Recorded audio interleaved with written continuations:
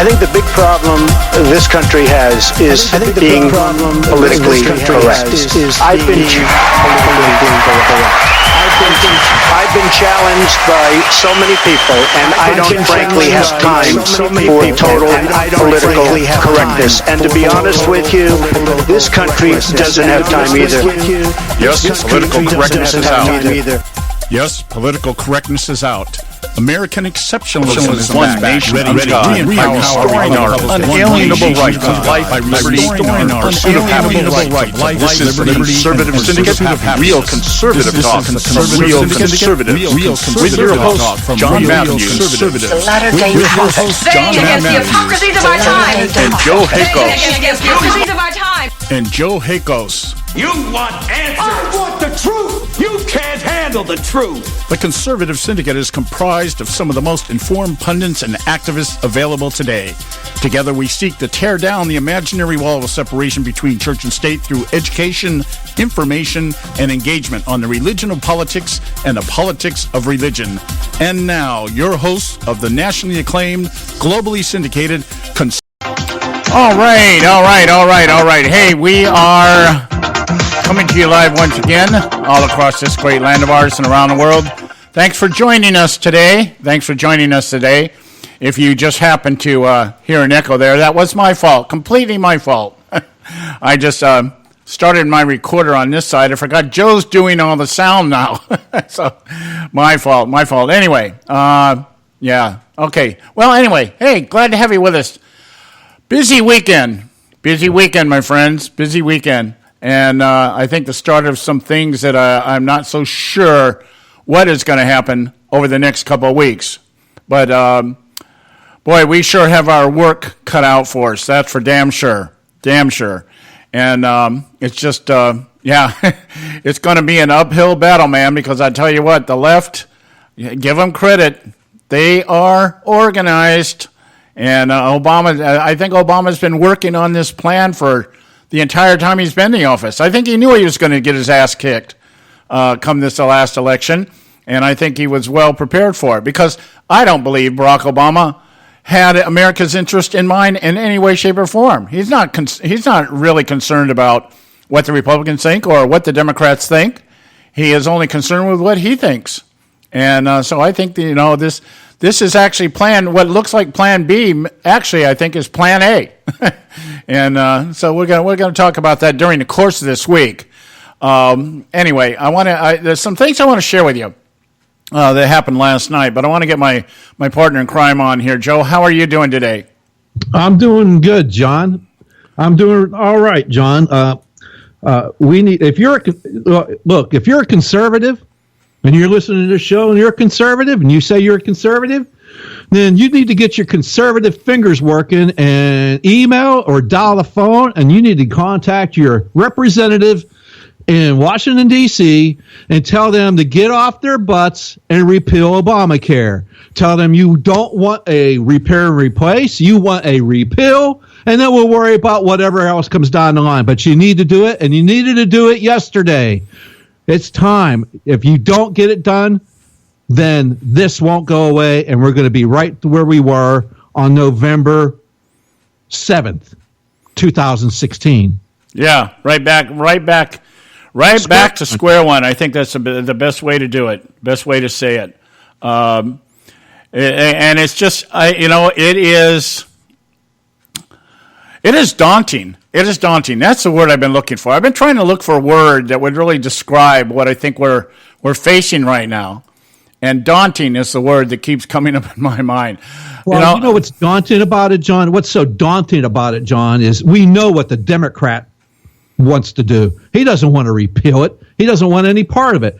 We already know that. What the daunting part is, for the last 7 years, Republicans have ran on, we're going to repeal this. They send up fake bills that they know Barack Obama is going to veto. And what do?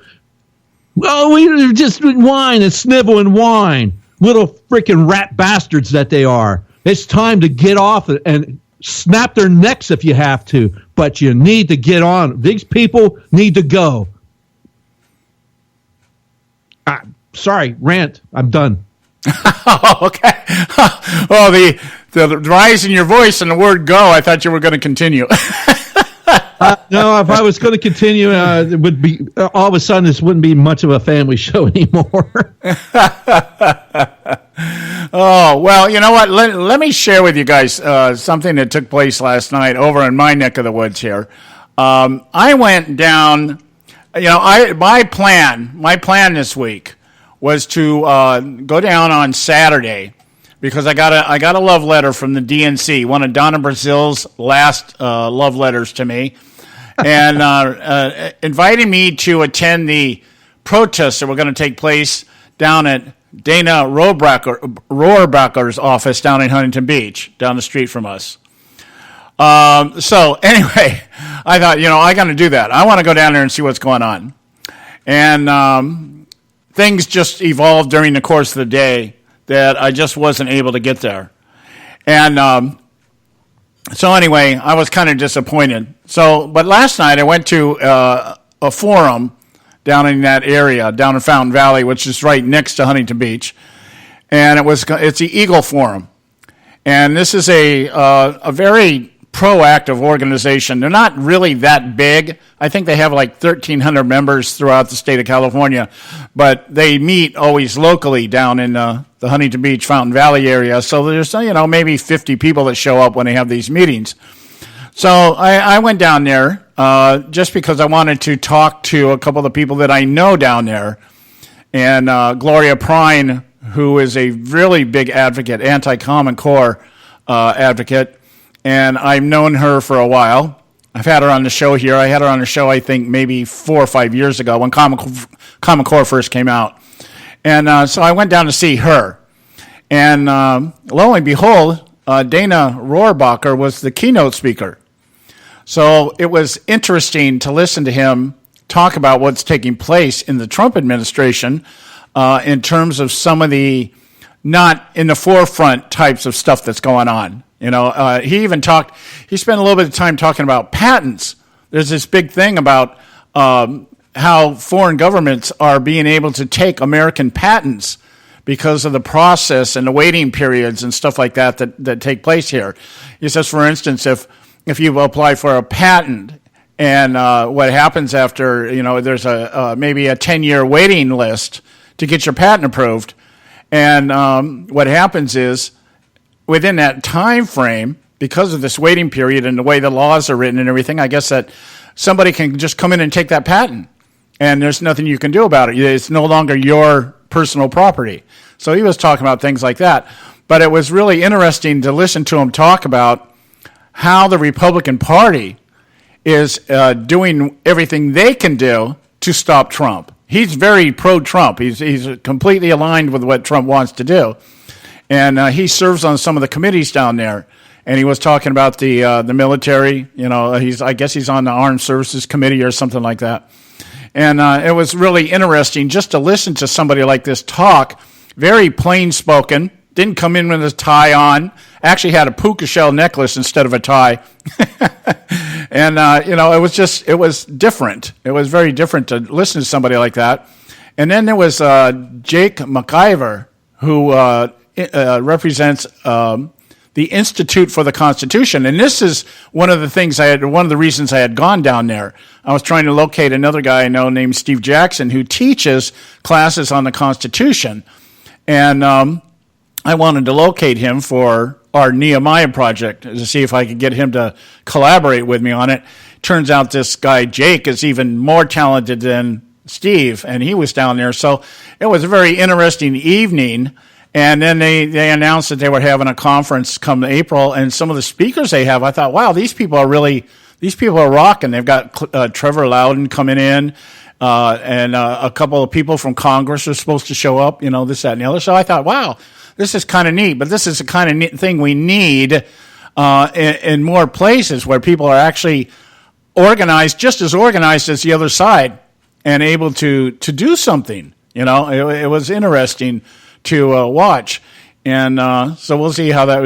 It was just an interesting evening. I was really impressed. Glad I made the trip. It's a little bit of a trip from here, but I'm glad I made it down there. So very encouraging. The discouraging side and this is something that always discourages me when I go to these types of events, is the age gap. Everybody in that room, with the exception of maybe 3 or 4 people, was over 50, and most of them were probably in the 60 to 80 range. And it's that you look at this and you go, when this generation dies out, who's going to take the ball? Who's going to run? That's what scares me more than anything. I keep thinking about that little clip in The Breakfast Club where the janitor Carl is talking to the teacher, and the teacher says, well, these kids one day are going to be the ones to take care of us. And the janitor looks at him and goes, I wouldn't count on it. So yeah, it was that kind of a feeling to some degree. But anyway, very interesting evening. So we've got a full gamut for you today. Bob Cardoso will be with us at the bottom of the hour. I want to talk to him, get his take on Tom Perez being elected to the head of the DNC with Keith Ellison as the co-chair. Boy, talk about openly embracing progressivism, huh? And if anything is going to help us, Joe, I think that's it. Well, basically going from from the Bernie Sanders wing to Barack Obama to the Al Qaeda wing of the Democrat Party. Yeah. Well, actually, Ellison was endorsed by Bernie Sanders. There's a strange bedfellow for you. I get that, but it's like we know what Ellison is, and look at the Democrats. But the thing is hey, you know what they required to do the vote there for the Democrat Party? IDs. Yeah, exactly. Hey, look, we got to go to a break. When we get back, I want to get Joe's take on. We'll talk a little bit more in detail about the Tom Perez election of the DNC, along with Keith Ellison, and we'll bounce that around a little bit. So stay with us right here at the Conservative Syndicate. Don't go away. We'll be right back. We're not arguing. We're explaining why we're right. The Conservative Syndicate. Real conservative talk from real conservatives. When our water heater broke down last month, it was a nightmare. It took 5 hours for the plumber to show up, and he charged us a couple of $100 just to come out. Then it cost another $1,800 to put in the new water heater. By the time it was all said and done, I felt like I'd been taken. But what else could I do? The smartest thing you can do is get a home warranty from American Residential Warranty. Their home warranties pay to repair or replace all your major appliances when they break, and they will break, and at the worst possible time. Call American Residential Warranty right now for free information on home warranties starting at just pennies a day. Don't wait for your refrigerator to stop running or your ceiling fans to stop turning. Call American Residential Warranty right now. Ask how you can save up to 50% on washer and dryer coverage. Just call 1-800-790-5960. That's 1-800-790-5960. Again, 1-800-790-5960. Call now. Limited time offer, 24-month commitment and credit qualification require cancellation fee, auto pay, and paperless billing, and other restrictions apply. If you can't see the difference, why pay the difference? Switch to Dish for the best deal in entertainment. Only Dish brings you the best in entertainment for less than $20 a month. Cut the cable and don't get directed. Switch to Dish because at just $19.99, Dish saves you every time you turn on the TV. It's so simple. The same channels cost less with Dish. So since you can't see the difference, don't pay the difference. Switch to Dish for the best deal in entertainment. Get premium movie channels free for 3 months, starting at just $19.99. Dish saves you every time you turn on the TV. Call now to save with Dish. Dial 1-800-600-1645. That's 1-800-600-1645. The same channels for less than $20 a month. Dish. Call 1-800-600-1645 for details. Hey folks, if you're like me, you don't place a whole lot of trust in today's media for the real truth and facts regarding the volatile world of finance and politics. When I want the real scoop on money, I go to the most trusted source I know, my good friend and colleague, Bob Cardoso. Bob is a noted expert with a PhD in international finance who airs his nationally known, globally syndicated show, Robert Cardoso Live Daily, Monday through Friday, 3 to 5 p.m. Pacific time. With Bob, you get the right information at the right time from someone who knows his business and can help you make the right decisions concerning yours. Again, Bob airs daily, Monday through Friday, 3 to 5 p.m. Pacific time. Visit his website at robertcardosolive.com for information regarding stations and topics. That's robertcardosolive.com. Check Bob out. You'll be glad you did. Attention taxpayers. If you've received a notice from the IRS or state, do not ignore it. It's also a big mistake to try and handle your tax problem on your own. If you owe back taxes, it's a fact that the government has the power to take everything you own, including your home, business, wages, savings, and your freedom. But here's the good news. There's a special toll-free tax hotline set up especially for you. This tax hotline will tell you about new programs that are geared to help you dramatically settle, reduce, or eliminate what you owe. But you have to call now. Take down this number or put it in your cell phone. But call 866-761-0959. 1-866-761-0959. When you call, you get free information on how you can reduce or eliminate back taxes, including penalties and interest. You can also be helped if you have unfiled returns, a tax lien, wage garnishment, bank levy, or if you've been entered into a payment plan but can't make the payments. Don't make the big mistake in thinking you can ignore or handle your tax problem on your own. You can stop the collection process immediately. Call this special tax hotline today for free info at 1-866-761-0959. That's 1-866-761-0959. 1-866-761-0959. We need to keep illegals out. And now back to the Conservative Syndicate, real conservative talk from real conservatives. All right, we are back, and you are listening to the Conservative Syndicate, real conservative talk from real conservatives. And I want to get into this thing with the DNC chair. This Christmas come early. That's the way I look at it. Christmas come early. I don't think we could have gotten any better reaction or responses here, Joe, unless, of course, it had been Ellison elected as chair with Perez as co-chair. that would have probably been better for us, because now, folks, it's in the open. It's in the open, and there's nothing we can do, nothing they can do now to hide or shelter what they are about. Of course, they haven't been doing that anyway, but even now more so. No excuses anymore. We now know this is some kind of democratic socialist Sharia Islam ideology here. What would we call this? We got to come up for a name for this, Joe, because this is even better than democratic socialism. It's just proof positive that the Clintons are no longer in charge of the Democrat Party. It's Barack Obama's party. He was openly advocating for Perez to take over, and this is what happened. And we know what we got with Obama when it comes to with the Ellisons of the world. I mean, Obama will just appease the crap out of that crowd. We know what we're going to get that. So it's really for Obama, that's no big deal there. Because he believes he can get along with people who would want to chop off your heads. That's no problem. We'll get along with that. We just need to make sure that we take everybody's money and liberties from them, and make sure that we redistribute that to other people who that we the almighty, all-knowing, all-smart people, that we have determined these are the people that are most deserving of other people's liberty and hard work and money and everything else. These people over here deserve it. It's expensive. I don't know. Let's say, I'll always go back to this one. Our veterans. Yeah.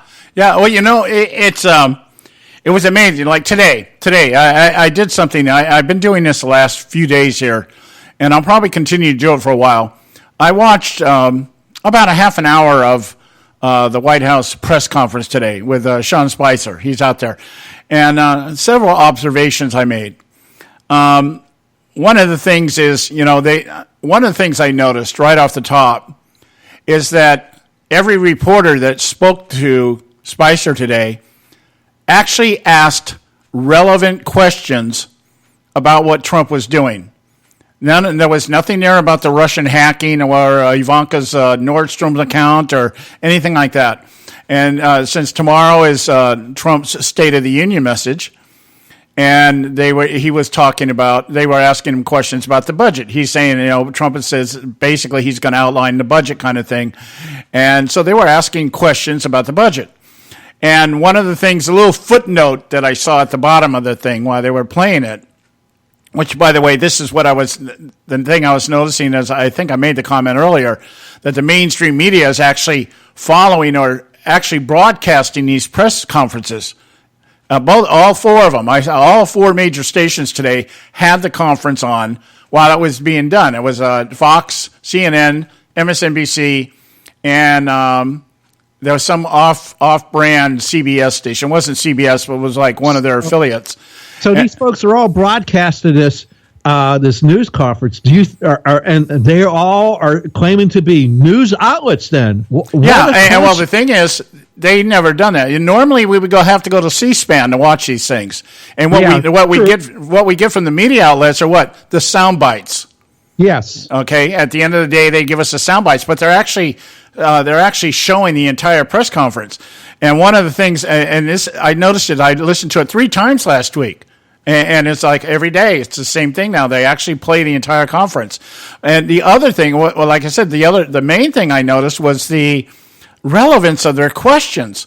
But getting to what you were saying, your point, I wanted to reiterate what you were saying there, is that Trump has apparently asked for more money from Congress for military than Obama did, and they had a little graphic there.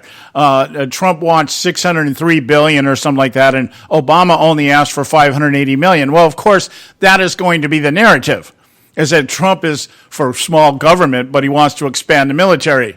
That's how they're going to play it. And as I was listening to it, I was like, okay, how are they going to spin this? How are they going to spin this when they actually get off the air? But it was weird listening to questions that actually pertain to something Trump was trying to do rather than what they were trying to promote. And so it led me to come in here in my computer, and I started just doing some research about, what's the word they're using now? Gaggling? I think they call it gaggling. When the gaggle. They're still upset about not being allowed to participate in the press corps gaggle that they had. And the accusations are flying that Trump is the first president to ever do this. So I went out and collected some clips of past press conferences that the same thing happened, where a president, and it's particularly Obama, who singled out Fox News and would not include them in some of the things that he was doing and stuff like that. I pulled up some old Helen Thomas clips talking to Jack Kennedy, asking him, why are you trying to manipulate the press conferences and stuff? So, it was like, this isn't the first time it's been done. It's just the first time it's actually worked. And that's what's pissing them off. In their lifetimes as reporters, quote unquote. Well, it's the first time. Well, the point I'm getting to is that what I'm seeing, and maybe in the wisdom that is only known as Trumpism, he is conditioning the media, not by sequestering them so much as saying, if you don't ask me questions pertinent to what I'm doing, then I'm just going to bash the hell out of you, and I don't care what you think.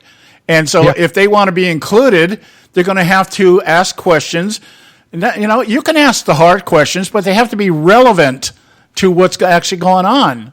And I think, maybe Trump, being in showbiz for as long as he's been, understands this. He understands the nature of it, and he's just never really clued the rest of us in on it. Well, I'm just still waiting for the question to come out to Donald Trump to ask him, so what's enchanted you about being in the White House? Say that again. I missed part of that. I want to. I just can't wait for the question to come out to Donald Trump to go, what has enchanted you about being in the White House? The same question they asked Obama. Yeah, or is your bedroom as big as your New York mansion bedroom? That kind of thing. Yeah, it was fun. I have some friends overseas, and I think I've mentioned this time and time again on this show. My best friend, childhood best friend, we have been friends since, high school. We met in the early years of high school and just became the best of friends. I lived with his family for a few years, very close to this family. And he's over in Germany now, been living over there for about 30 years. And this guy is I don't know what happened to him, but I mean, we both grew up Democrats. Okay, we were both Democrats when we were in high school, because when you're in high school, you can get away with being a Democrat. But I grew up, and he is still locked in the time warp, which is the 70s.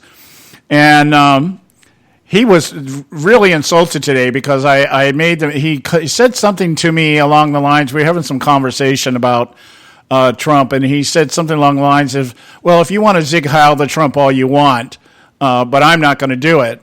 And I said, "No, you don't have to, Jimmy. You have Merkel, because he lives over in Germany." Oh, he was upset. Oh, that's a blatant insult. I'm like, well. I'm like, dude, you just blatantly insulted me. You know, I'm like, it's no worse an insult than what you just threw at me. And you're 30, you're like, what, 10,000 miles away from me? You haven't lived here in 30 years. You don't know jack what's going on. Yep. And, and you're sitting there trying to offer me intelligent commentary? What's going on in this country? You know? I'm like, geez, you know, it's so typical of progressives. You don't really have to know what's going on. You just follow the narrative. Whatever the narrative is, that's what you do. Does he pay taxes anymore to this country? I'm not sure. I don't think so. He still votes. I know that. He told me he still votes. He still casts his vote. He's proud to have voted for Obama twice. You know, and I'm like, okay, fine. Well, why don't you come over here and live under his government then? Exactly. He has no skin in the game whatsoever, but yet he can vote. Sounds like he might as well be an illegal alien. Yeah, well, I told him, I said, you know, maybe perhaps someday you'll see reality through something other than a beer bottle. You know, it's because he's quite the beer connoisseur. So I'm just, you know, it's amazing to me how this all... how the media, I don't know if it was a fluke today, or, you know, maybe this is a sign of things to come, but to actually watch the media ask relevant questions, I was flabbergasted. I almost like, what channel am I watching? You know? Well, we'll have to see if it continues. You have to see if it continues on past the State of the Union address. We'll see what happens here. Yeah. I don't know if the media is going to change their ways or not. I know Trump really stuck his thumb in their collective eye when he said, "I'm not going to your little correspondence dinner, roast, whatever you want to call it. You guys can stick that, because I ain't going there." Yeah. Isn't that amazing? Isn't that amazing? And it's the same thing. I know you don't want to talk about the Oscars, and I don't want to talk about the Oscars, but it was the same reaction about the fact that, you know, I guess last night I never watched a bit of it. I have no idea what happened, other than the fact that there was something about one of the movies was announced as Best Picture. It wasn't Best Picture, something like that. It was a Steve Harvey moment, that kind of thing. But it was amazing how many people were, I guess, upset that that Trump wasn't at the Academy Awards so that they could bash him. You know? So they were upset he's not attending the White House correspondent dinner, and he didn't attend the Oscars. And what fun is it to make fun of somebody if he's not there to you know what? And you know, where was it written? Where did it come down in our tradition and protocol that presidents have to participate in this stuff? I don't remember it ever being a mandate. Obviously, it's not. I'm just waiting for Donald Trump. I'm waiting for him to go to Oslo, because isn't it about time he get the Nobel Peace Prize? Oh, you know, it's funny. I found somebody sent me a meme today I thought was great. He was hanging, I guess, the what's that medal they give civilians for being, you know, super cool? Medal of Honor, some kind of Medal of Honor thing. And he's hanging it around Joe Biden's neck. He says, Joe, you earned this the same way I earned the Nobel Peace Prize. And yeah, there it is. But yeah, anyway, the election of Tom Perez. I have a comment I want to make about that, but we're coming up on our break time here. And I saw something as soon as he entered the race. Now, Perez is kind of a late comer in terms of actually being in the mix for the up until just a few weeks ago. It was all Keith Ellison. And He's Perez just kind of rose to the top of the heap here, the top of the cesspool. And I really want to make a comment about that, but we got to go to a break. When we come back, we'll have Bob Cardoso on. So stay with us right here at the Conservative Syndicate. Don't go away. Red State Talk Radio, WRS Cleveland. Hey, I'll make you a deal. Give me 60 seconds, and I'll give you directions to the Fountain of Youth. Okay, I'm joking. Well, kind of joking. No fountains, but youth, I got Nature's Youth and their premier anti-aging product, Nature's Youth RSF. With your sensible diet and exercise plan, Nature's Youth RSF can help you look and feel better. RSF is an all-natural amino acid supplement that supports your body to naturally increase HGH levels without any synthetic hormones. And elevated HGH levels can contribute to increased energy, improved libido, reduced body fat, and improved exercise capacity. Let's be honest, who doesn't want to look and feel younger? Visit the newly designed website at naturesyouth.com or call 800-333-6923. That's 800-333-6923, and like them on Facebook, and you'll be included in contests and exclusive offers. What a deal. Oh, speaking of deals, my time's about up. 800-333-6923 or naturesyouth.com. Who needs a fountain anyway? Call today. Extend your life with Extendovite. When I had a heart attack at 42, I was not sure what the future held. But a year later, the doctors could find nothing wrong with me and took me off all my medication. What did I do? I took a herbal mixture of garlic, cayenne, and a few other herbs mixed in liquid form. I now call this Extendovite. I would have never believed that a few simple herbs could actually change my life like they did. Now it's your turn to see what the powers of garlic and cayenne can do for you. For only $69.95 plus shipping and handling for a 2-month supply of either capsules or liquid, you too can begin on your path to better health. For more information, call 1-877-928-8822. That's 1-877-928-8822. Or visit our website at heartdrop.com. Extend your life with Extendovite. I've owned my company for 14 years now, and I can tell you that payroll is a 4-letter word. I hate doing it. It eats up hours I don't have, and it costs me money I could be saving. But my accountant's too expensive, and I'm not sure who to call, but I know I need help. We're Paychex, and we take all the hassles out of small business payroll. We save you time and money. It's easy. Call, fax, or give us your payroll information securely online, and we take care of the rest. We calculate the correct taxes, manage payments and direct deposits. We even send out your checks. Payroll doesn't need to be a 4-letter word anymore. We're so sure that we can save you time and money that we'll give you a month's payroll free. Just for calling 877-663-3830. Get 1 month's payroll for free. Call Paychex right now. 877-663-3830. That's 877-663-3830. Hey, I don't back anybody unless I believe in them. And I do believe in the value of investing in gold and silver. And the company I trust to buy my gold and silver from is Swiss America. I've been working with them for nearly a decade. I trust them, and you can too. Swiss America will help you sort through and find the best options available when you're considering investing in gold and silver coins. Listen, for over 30 years, Swiss America has been offering Americans what they want in their investments: safety, liquidity, quality, reliability, and a potential profit. Gold and silver have a place in every investor's portfolio. So, why not let Swiss America help you diversify your investment portfolio now? Call now for free information. 800-978-3907, 800-978-3907, 800-978-3907, 800-978-3907. Individuals and businesses with tax problems, listen carefully. Do you feel like you're losing control of your finances? If you owe over $10,000 in back taxes or have unfiled tax returns, we can help you take back control. The IRS is the largest and most aggressive collection agency in the world, and they can seize your bank accounts, garnish your paycheck, close your business, and file criminal charges. Take control of your tax problem now by calling the experts at U.S. Tax Shield and take advantage of the Fresh Start program and new new laws that may allow us to negotiate a settlement for the lowest amount possible. Our team of tax attorneys and enrolled agents can stop collections and get you protected so you can take control of your financial future. U.S. Tax Shield offers a price protection guaranteed quote to get you protected today. U.S. Tax Shield is A+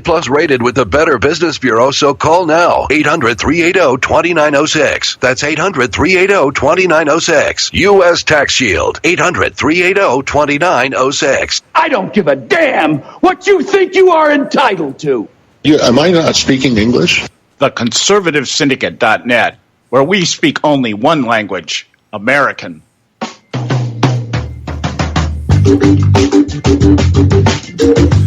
All right. Hey, we're back. We're back, and welcome back to the Conservative Syndicate. We're going to try to hook right up now here with our good buddy Bob Cardoso over at Robert Cardoso Live. Get him on for our scheduled segment with him. He's simulcasting too right now, and I always like to point that out. There he is. How you doing, Bob? Hey, doing great. Good to be talking to you guys. Yeah. How was your out of town trip? Well, you know what? The out of town trip was kind of short. Most of the week I spent a little under the weather. You know what? I'm an old guy, and I busted a lot of bones in my life. A lot of them all at one time, and this weather yo-yoing around has just hit me like a truck. Oh yeah, I get it. But you're no older than Trump, you know. Actually, I am. You really? I thought you were right in the same age bracket. Yeah, we are. But I think I'm a bit. He's 70, right? I'm 72. Oh, okay. Oh, geez. Yeah, you are an old fart. All right. Yeah. So you know what? So I had a lot of aches and pains.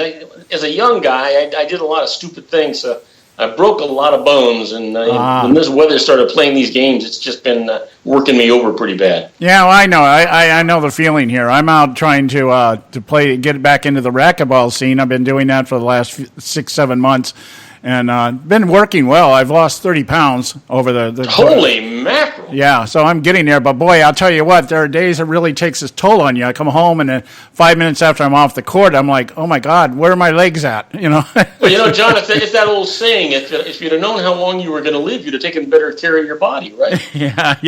I never thought. Hey, I was of that generation. Never thought I'd make it past 30. You know. Yeah, you and I could have some real conversations.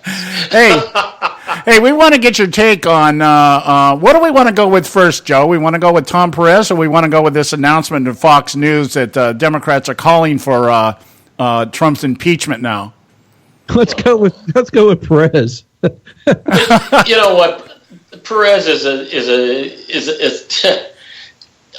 I'm trying to think of something good I could say about this guy. I don't know anything good about him that I could say, other than he needs to fill the spot, and he's going to take credit for a lot of these protests that are going on.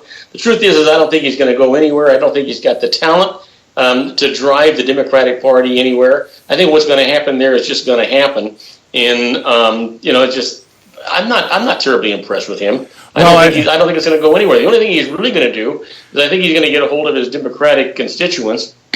Well, I was going to say this and convince them that they have to take some kind of unreasonable action against Trump. I was going to say this, Bob. If you could find anything good to say about Perez, we were going to ban you from the show. No, I don't know anything good I could say about this guy. Well, other than he's going to be a leader that instigates all of the trouble that Trump is going to be facing. The truth is, this is so ridiculous, the stuff that's going on, and I know what you're going to talk about a little bit later, and we'll get into that, but, this is just the most ridiculous thing I ever heard of in my life. Well, the only thing that would have been more ridiculous was if Keith Ellison had been elected and Perez was co-chair instead of vice versa. But I have a theory on this. I have a theory about everything because that's what I do. And my theory is this. As soon as, like I said, Perez really kind of rose to the top of the cesspool a few weeks ago. Up until then, it had all been about Keith Ellison and how far left the party was. Ellison was going to take the party and everything else, as if you can go any further left. But anyway, the idea here, what I really got to thinking about, Perez was Barack Obama's labor secretary. He was one of his labor secretaries.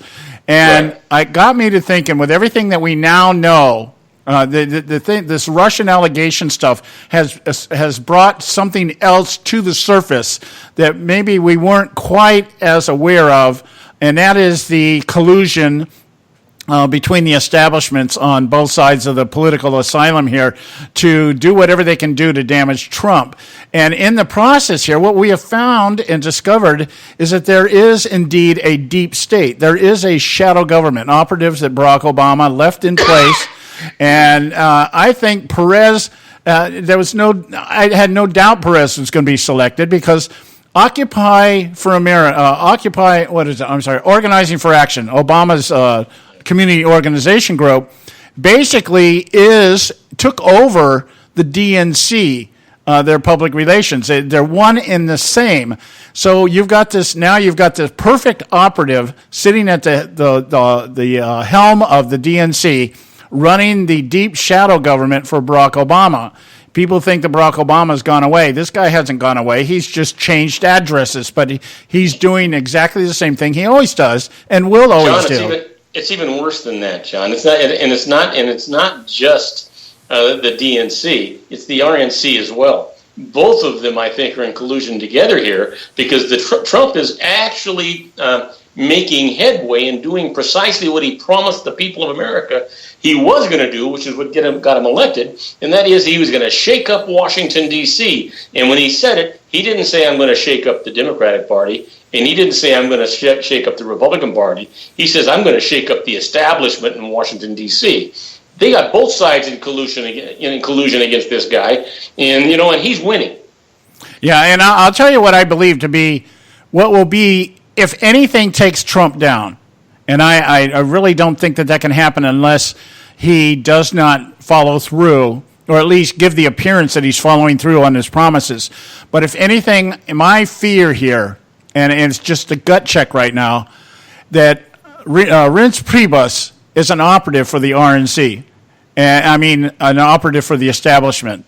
And if that surfaces somewhere down the line that it's actually been Reince Priebus who's been responsible for a lot of these leaks and a lot of these things that are going on, I think that would probably be the most damaging thing that could happen to Donald Trump.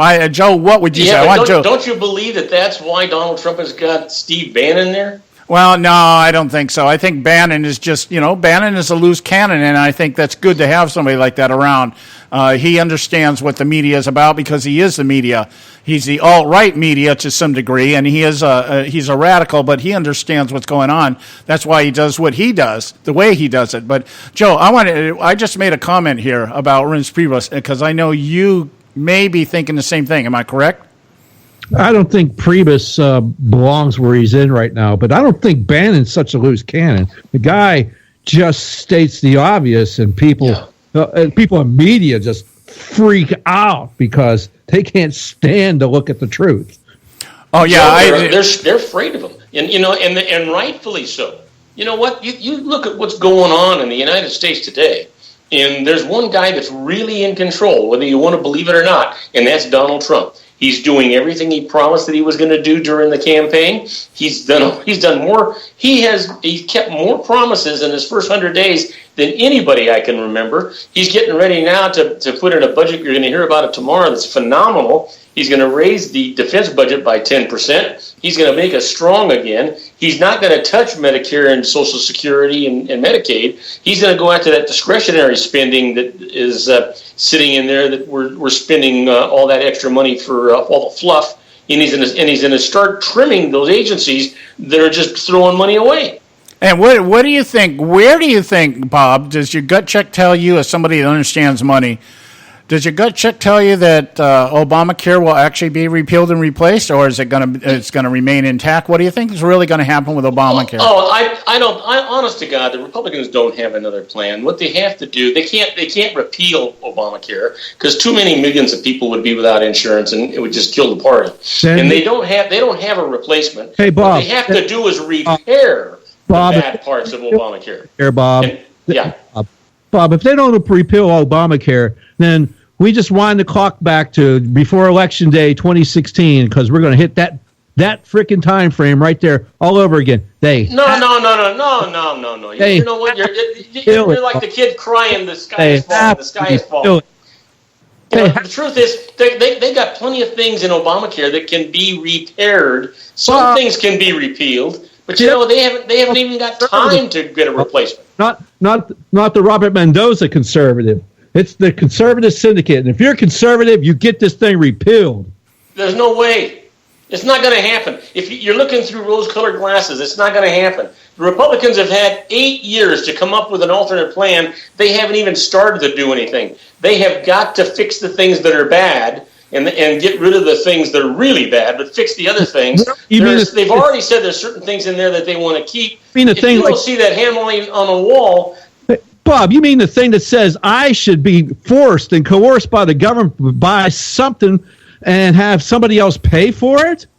No, come on. If you're already paying for it, whether you have independent insurance or you've got government-based insurance or however, you really think you're not paying for it?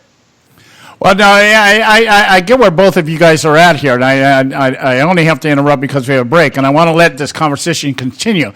My thing, and from Joe's perspective, I agree with Joe in this regard, Bob. If it is not repealed and replaced, then Trump is going to have a major problem with his base. As conservatives, we believe that it should be repealed. Now, I'm not saying it will be repealed. We're saying it should be repealed, and it should be turned back over to the private sector where it belongs. And there's no question about that. But what's really going to happen, unless you keep these rose-colored glasses on, is that this repeal and replace is going to be, they're going to repeal parts of it at a time and replace it with fixing the bad things, and that's really what's going to happen. And then they'll call it Trump care, I suppose. Yeah. Anyway, well, I just got to take a break. We'll talk more about it when we come back. Yeah. We've got to take our break here. We'll come back with Bob Cardoso and Robert Cardoso Live. Stay with us, guys. This is a Conservative Syndicate. This is the Strident Conservative, every liberal's worst nightmare. Hello, America. This is David Leach, the Strident Conservative. As Barack Obama waved goodbye to the White House, he warned America, he promised America that he would be right there with us every step of the way as he committed himself to staying involved in Washington. His decision not to return home is a bit unusual for an ex-president. Maybe he's not sure where home is. Hawaii, Chicago, Kenya. But it serves as a warning that he is prepared to do all he can to advance his radical agenda, including the creation of a shadow government. It began a few weeks before leaving office, when he vastly expanded the powers of the NSA to gather information. It is believed that these actions allowed Obama loyalists within the intelligence agency to take down General Flynn. Since leaving office, Barry has formed a partnership with his gun-running buddy and the former Attorney General Eric Holder called the National Democratic Redistricting Committee. Their goal is to get enough Democrats elected at the state and local levels over the next few years to gerrymander congressional districts when redistricting takes place in 2020. Obama also has his Organizing for America, an organization with over 250 offices across the country dedicated to protecting the Obama legacy.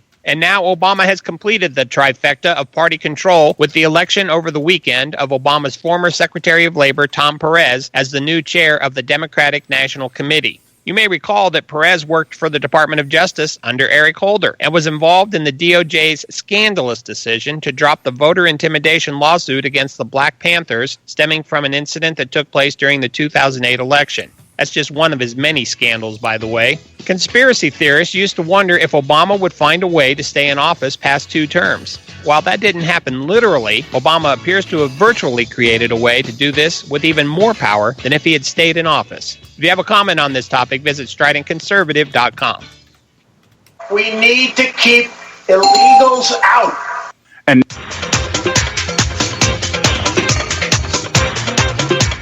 since its founding, America has always been admired and envied throughout the world for its system of government, one that empowers its citizens to seek their right to life, liberty, and the pursuit of happiness. No other country or nation in history has benefited from its diversity simply due to the opportunities available to anyone from anywhere. But there have been and are those who envy our freedom for a very different reason. And today we find ourselves as never before being threatened by this formidable foe intent on our destruction. For this reason, Act for America exists. Act for America is the nation's largest nonprofit, nonpartisan, grassroots national security organization with over 300,000 members and 1,000 chapters focused on educating, engaging, and mobilizing citizens and elected officials to impact legislative outcomes to protect America against terrorism both here and abroad. As a result, our network has driven the education process toward the successful passage of 43 bills in 22 states. We continue to expand our nationwide volunteer chapter network, training citizens to recognize and help prevent criminal activity and terrorism in the United States while preserving the civil liberties protected by the United States Constitution. To find out more, check us out at actforamerica.org. That's actforamerica.org. And now back to the Conservative Syndicate, real conservative talk from real conservatives.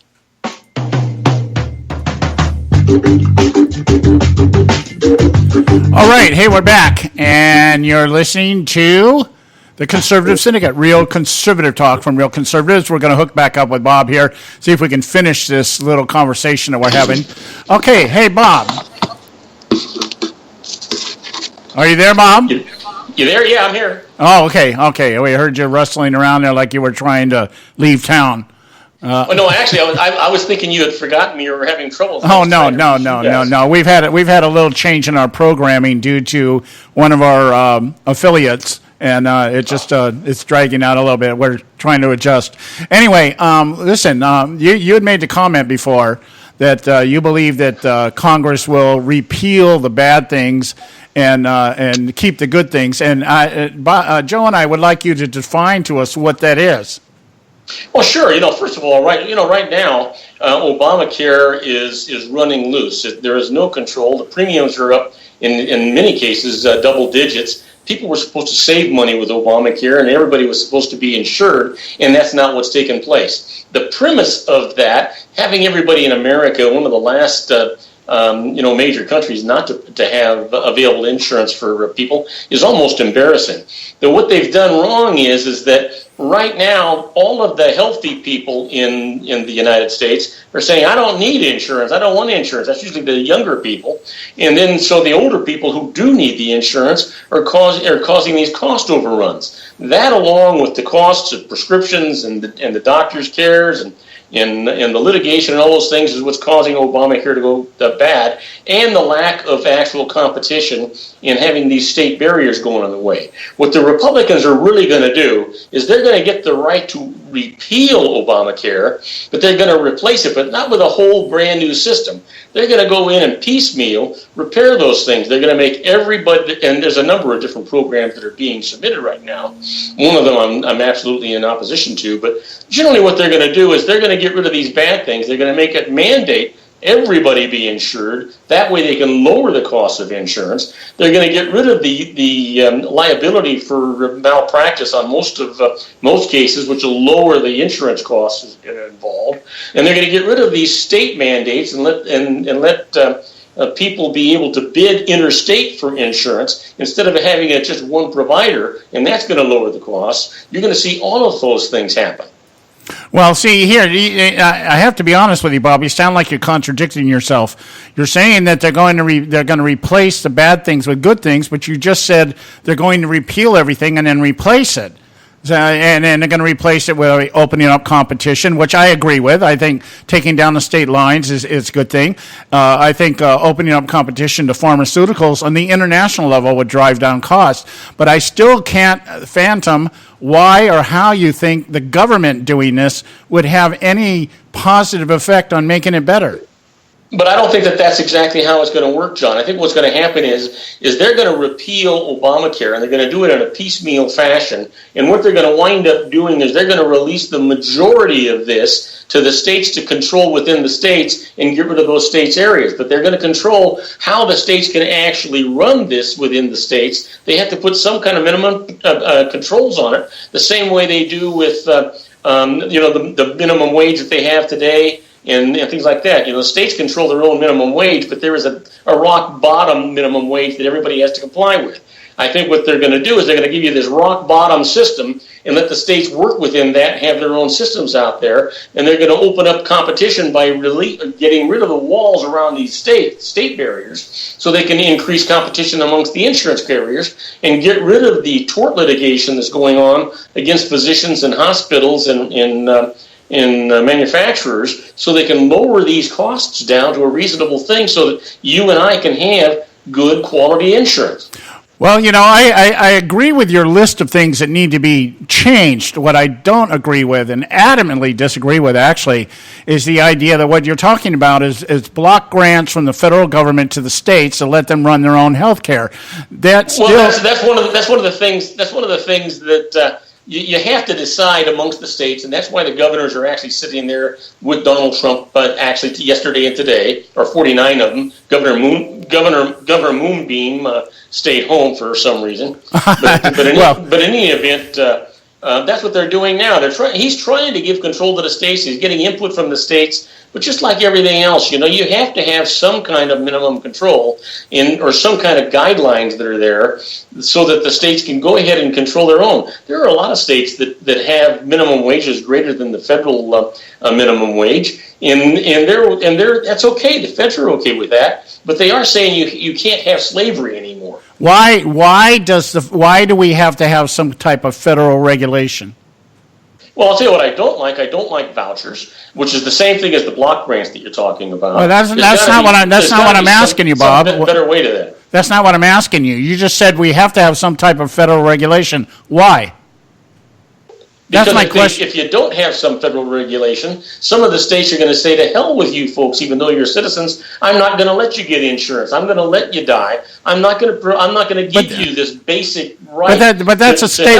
That's the whole concept of republicanism, Bob. The states should be able to decide. That's not the whole concept, because not all Republicans agree on all the things that are Republican in the basis. And I do believe that this country, the richest, most powerful country on earth, should be able to provide health care for its citizens, at least at a standard as good as the other countries that aren't as strong and rich as we are. Well, I agree with the compassion, Bob, but that doesn't fit within the template of what government is supposed to be about. The government's I don't agree with what government is. Government is not supposed to be some kind of compassionate charity. Government is supposed to do what? It's supposed to govern to secure our rights. Healthcare is not a right. It is not a right. You don't have a right to health care. So I suppose the security of its citizens and the well-being of its citizens and keeping our country safe, that's not a right either?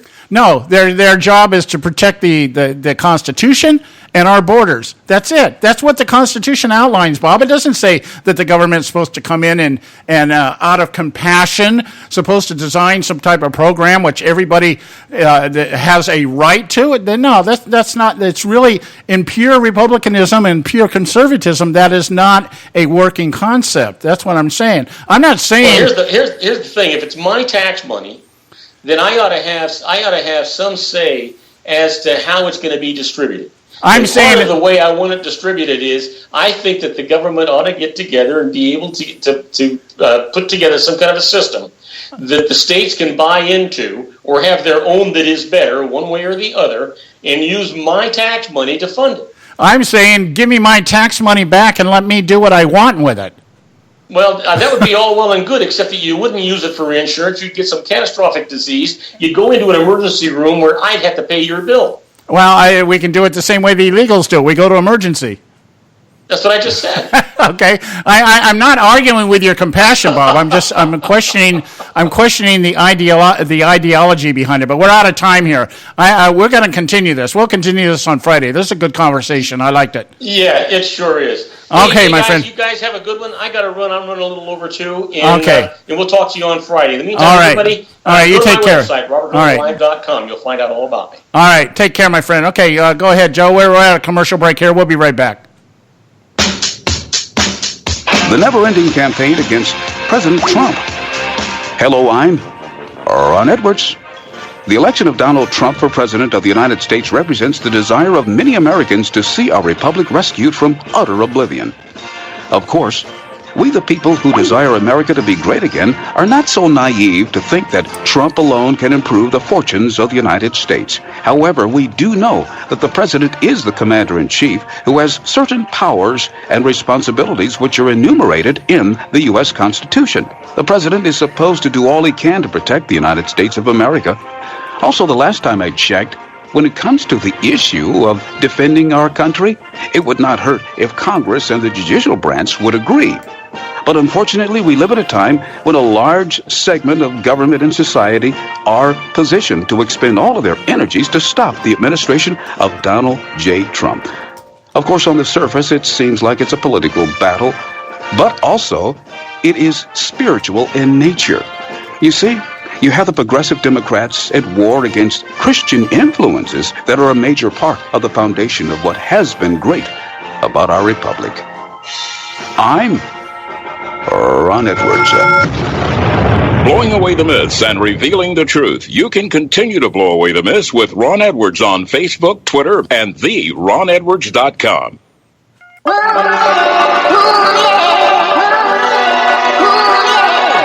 You can catch all our archives at theconservativesyndicate.net. The Conservative Syndicate. Real conservative talk from real conservatives.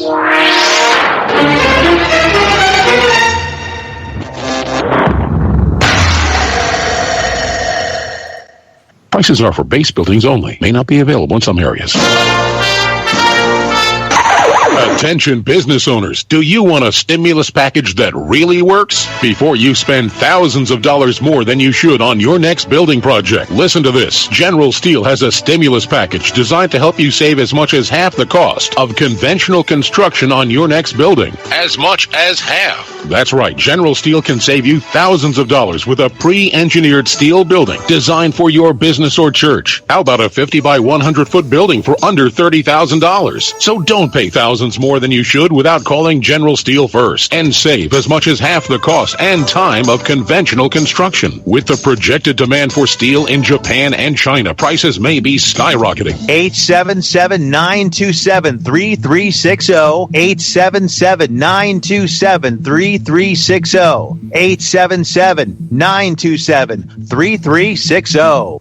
Term life insurance. It can be a powerful way to protect your assets and your family. You work hard to earn and save your money to build a nest egg for the future. Don't let it get wiped out because you didn't plan ahead. Take the time now and make a small investment in $500,000 or more in quality term life insurance. Call the Term Lifeline and let us shop the best companies to give you the lowest rates. We specialize in policies of $500,000 and above. Ask about some of our 10 and 20-year fixed rate plans with guaranteed rates. Call the Term Lifeline right now for your free insurance quote. 800-870-3609. 800-870-3609. You owe it to yourself to protect your family and your assets. Make term life insurance part of that plan. Call the Term Lifeline right now. 800-870-3609. 800-870-3609.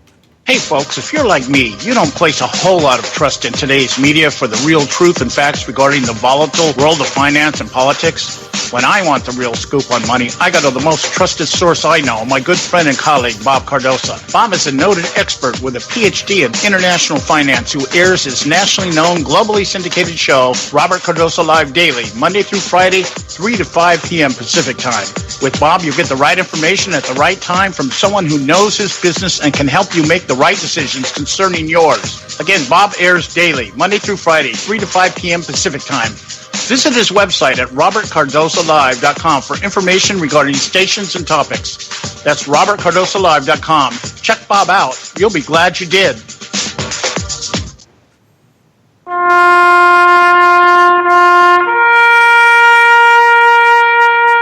Read something recently worth thinking about. It's the soldier, not the campus organizer, who's given us freedom to demonstrate. It's the soldier, not the reporter, who's given us freedom of the press. It's the soldier, not the poet, who's given us freedom of speech.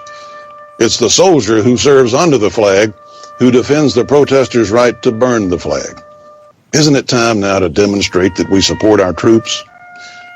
Were it not for the brave, there'd be no land of the free. Fred Thompson's message was brought to you by citizensunited.org.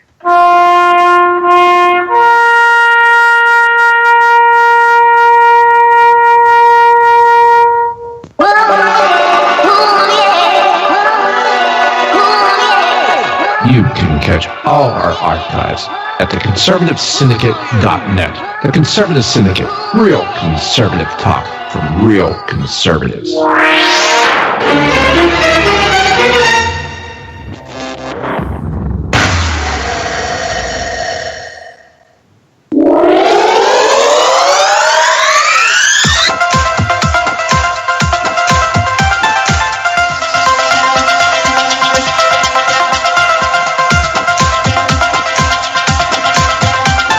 I think the big problem this country has is being politically correct. I've been challenged by so many people, and I don't frankly have time for total political correctness. And to be honest with you, this country doesn't have time either. Yes, political correctness is out. American exceptionalism is back, ready to re-empower our republic as one nation under God by restoring our unalienable rights of life, liberty, and the pursuit of happiness. This is the Conservative Syndicate, real conservative talk from real conservatives, with your host, John Matthews. It's a latter-day prophet, saying against the hypocrisies of our time. And Joe Hakos. You want answers! I want the truth! You can't handle the truth! The Conservative Syndicate is comprised of some of the most informed pundits and activists available today. Together we seek to tear down the imaginary wall of separation between church and state through education, information, and engagement on the religion of politics and the politics of religion. And now, your hosts of the nationally acclaimed, globally syndicated Conservative Syndicate, John Matthews and Joe Hakos. Hey, we're back here. Hour 2 right here at the Conservative Syndicate. Real conservative talk from real conservatives. I'm your host, John Matthews, along with Joe Hakos. And, I hope you enjoyed that exchange last hour here. It's nice to have somebody on the show once in a while that doesn't believe what we believe. Even if he says he does, all right. But it's good to have conflicting opinions because that's how we really can, reiterate our respective talking points. I respect people that have differing views than myself and Joe. As we say on this show often, you have the right to be wrong. So anyway, we have coming up after our break here. We're in our short segment right now. And we have coming up in our break, Selwyn Duke, a journalist who's out there and doing some good stuff for the conservative movement. And he's going to be talking about the falsifying of reports that we learned about here just recently from the National Oceanic and Atmospheric Administration, one of the big climate change think tanks out there, and the falsification of some data. Because apparently climate change people are worried about the fact that the climate is actually cooling off, and they don't like that. And so the way I've been looking for this thing. I don't know if you've ever seen it, Joe.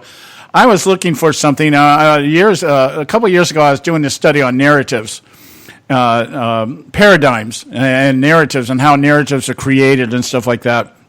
And I ran across this blurb from one of these famous scientists from like decades ago who basically admitted that when science has a theory or a hypothesis and the science that the discovery doesn't meet with those hypotheses and theories, they actually begin to skew the hypothesis and theories.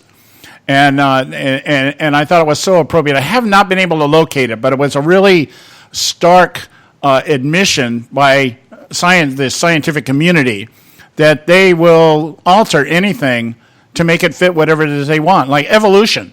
Evolution is something that has been altered throughout the decades since Sigmund Freud brought the concept up, just to battle the idea of creationism. The very little facts, if we evolved from some creature, ape-like creature, whatever happened to that creature? Why would there never, we have fossils of dinosaurs and everything else. Did we ever find fossils of this creature from which we came? I don't think we ever have, but yet they'll stick to that theory, the Lucy theory, that kind of thing. So, anyways, it is what it is. But just to kind of sum up what we were talking about last hour with the election of Tom Perez as the head of the DNC, the deep state is alive and well. It is totally out in the open now. We now know that it has a partnership going with the media. And they're going to be doing all that they can to discredit Donald Trump one way or the other. Whether they, somebody on social media asked me today, I'll let you comment on this. Asked me today, what if they actually find something during the process of this investigation that validates that Donald Trump was colluding with Russia over the results of the election? And my response to her was, so what? Unless they can prove that they changed votes, the rest of it doesn't mean anything. Yeah, exactly. Look, the former administration admitted themselves that nothing occurred like that. I mean, what they're doing now is ridiculous. This is just absolutely ridiculous. It is nothing more than it's going beyond obstructionism now.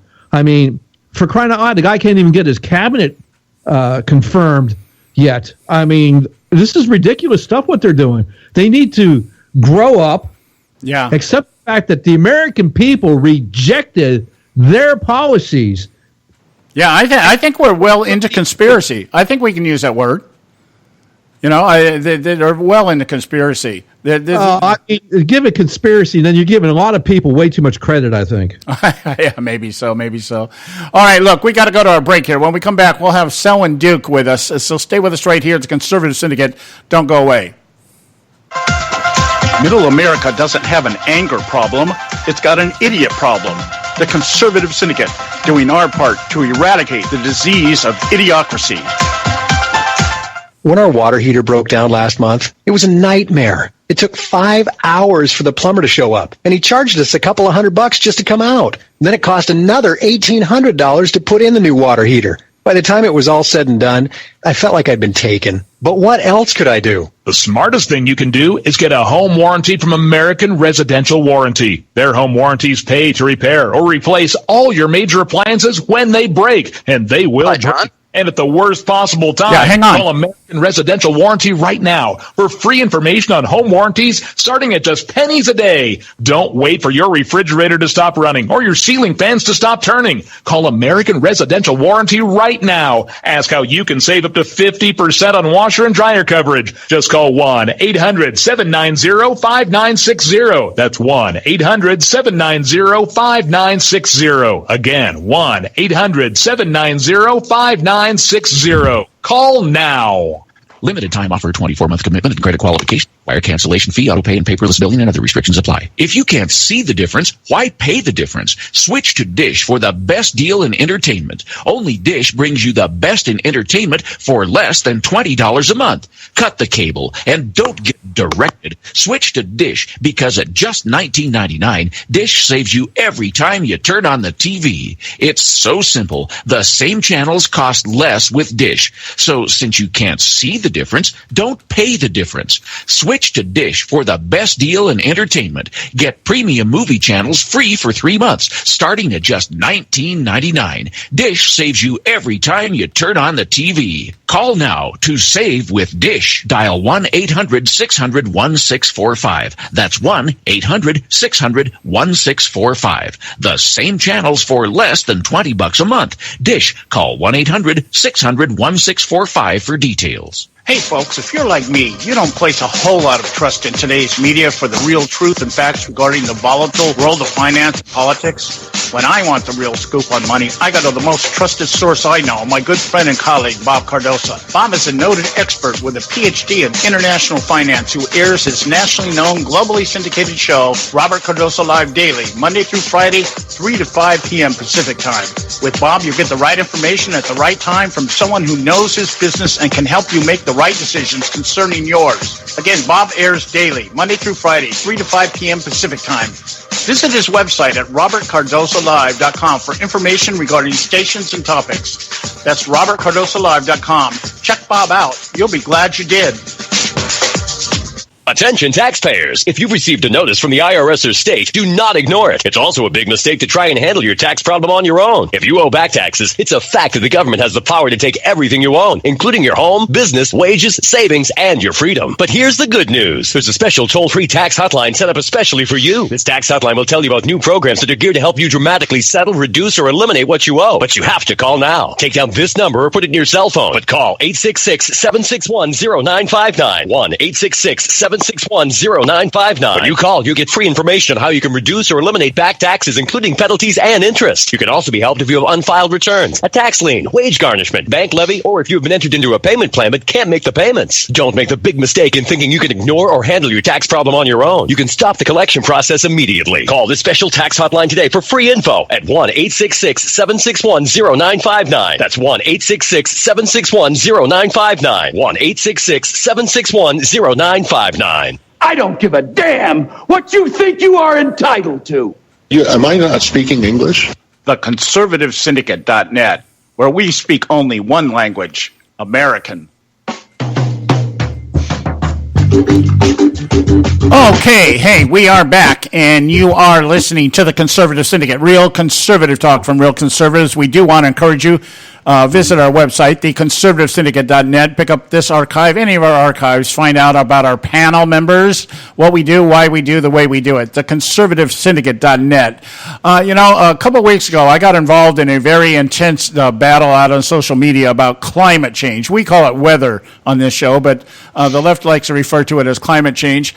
And I, in the process of trying to validate some of my claims against the climate change advocates that I was discussing this topic with, I ran across an article by a gentleman named Selwyn Duke, who's a media personality, and he's been published out there on The Hill, The American Conservative, World Net Daily, and The American Thinker, and has been on some of the other talk shows that are out there. And I thought, I was reading an article he wrote about the falsification of climate change data from the National Oceanic and Atmospheric Administration. And I thought I wanted to get this guy on the show, and let's see if we can make some sense of some of this stuff. So we have with us right now Selwyn Duke. How are you doing this afternoon, Selwyn? Oh, I'm doing just fine. I'm enjoying this warm weather, actually. How are you? Warm weather. What part of the country are you in? Well, I'm in New York, and it has been an unseasonably warm winter. Of course, that's not always the case. Weather is variable, but yeah, it's been very nice this winter. Oh, okay. So you're like only 20 below, right? Yeah, well, I'm a little closer to the den of iniquity than that, meaning New York City, so it's not so cold down here. But yeah, in upstate New York, it does get frigid. There's no doubt about it. Yeah. I was stationed in Pennsylvania for a couple of years back in Willow Grove. I used to drive up to Ithaca almost every weekend. I had some friends up there. I loved the place up there. It's a great part of the country. Yeah, well, that's where you can freeze. Yeah, well, I learned how to use a shotgun up there. A friend, it was funny. He took me raccoon hunting, and he gave me a shotgun. He said, "If that thing comes out of the tree, just blow it away." That was my okay, fine. Okay, yeah, the climate change thing, the controversy and the debate it's kind of been put on the back burner since Donald Trump has been inaugurated, because they're more concerned about Obamacare right now and the immigration problems that we're having. But I expect this to be just like every other leftist issue, recycled at some point in time, maybe after the first 100 days or whatever. But if you could explain to our listeners here exactly what went down here with the NOAA, National Oceanic and Atmospheric Administration, falsifying data to uphold their views that the world is warming up at a considerable pace. Yeah, well, they had a problem, the warmists or the alarmists, if you want to call them that, and that was that their computer models just were not correct. They had predicted that we were going to see rapidly increasing temperatures for the past couple of decades, but lo and behold, that didn't manifest itself. What actually happened was that we had a pause in warming. It's still going on for the last 20 years, and this is a problem for them. And they couldn't really explain it away, so what the NOAA did was they just falsified data to claim that actually there was no stabilization of temperatures during the last 20 years, that actually warming had continued. And this was called, colloquially, the Pause Buster paper. It's esoterically titled, as I wrote, Possible Artifacts of Data Biases in the Recent Global Surface Warming Hiatus. But basically what they did was they took the temperature readings that they got and they adjusted them upwards based on the water intake valves on certain ships that they use as, let's see, how do they put it? Well, I'm not sure how they put it actually, but these ships, and the readings on these ships actually are known to be too warm, which is not surprising because ships are warm, you've got engines running and whatnot. But the bottom line is that they adjusted these temperature readings that they got off of the buoys, which might have been accurate, upwards in order to make it appear that there was no pause in the warming for the last 20 years. And what they did in a very Machiavellian fashion was that they actually released this paper not right away, not as soon as they put it together, but just 6 months before the Paris Climate Conference for the purpose of influencing the world leaders who would meet there, because they wanted these world leaders to strike a climate deal and to impose all sorts of ridiculous taxes and carbon restrictions upon the peoples of the world. Now, the fact that this was, as you said, held so it could be used to sway opinion at this Paris conference here, how many of the countries involved in the Paris talks were aware that this had been altered? Was anybody aware, or was this something that was found out after they all came to the conclusion that we need to do something about this? Yeah, well, as far as I know, they were all in the dark. They were none the wiser. I don't know how many of these leaders really cared, by the way, because so many of them are on board with this ridiculous alarmist agenda. But nonetheless, they didn't know, to the best of our knowledge, and so they were making this agreement based on false knowledge, based on things that were not facts at all. And as I pointed out in the article, this is not the first time this has happened. We had the ClimateGate scandal, as it's been dubbed, of 2009, I think it was, where it was shown that the scientists at the University of East Anglia, the scientists in the climatic sciences unit there, actually were fudging the data. They were cooking the books. They were talking about how they had to suppress data that was contrary to their agenda. And we found this out because hackers had actually hacked into their system and retrieved their emails. And then 2 years later, in 2011, 5,000 more emails to the same effect were released. Now, this is very significant because when you see that these climate scientists have to consistently lie in order to advance their agenda, you have to ask yourself, well, how valid is the agenda?